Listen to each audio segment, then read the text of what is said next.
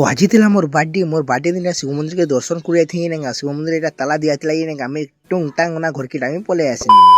So hello guys welcome to my mini blog. सखा सखा उठुटा में कंटा पेटी टाइम गाधी पले आसी कहाँ बोले आज अच्छे मोर बर्थडे की नहीं लगी सानुटा मुई भी झिमेटा बसी बोले से भी आठुटा खोते कोता गाधुसी गाधे कोता होता घर के आसी साला नड़िया फुड़िया धरी बाहर पड़ो आम गाँव शिव मंदिर के जीवार लगी।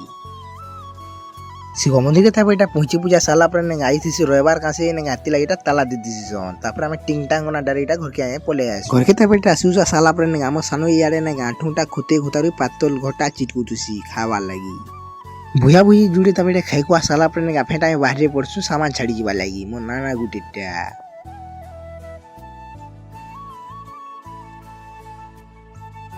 से गाँव के तापर पहुंचा साला इे सामान सब अधा तापर उतरी उतरा साथी सन तारपर ये ठंडा गिलास गिलास देसन बोले ना आम पूरा ढुको ढुको एटा पी पकासु ठंडा तापर पी पुआ साला आम डायरेक्ट खावा लगे पले आसु बुझी बुझा तापर खाइकुआ साला पिला टुकली से चाई फाई काना दवा थी बोले ना आम सब तापर पले आसु चाई फाई सब दे दिवा साला आम बाहरी पड़सु घर के जीवा लगी।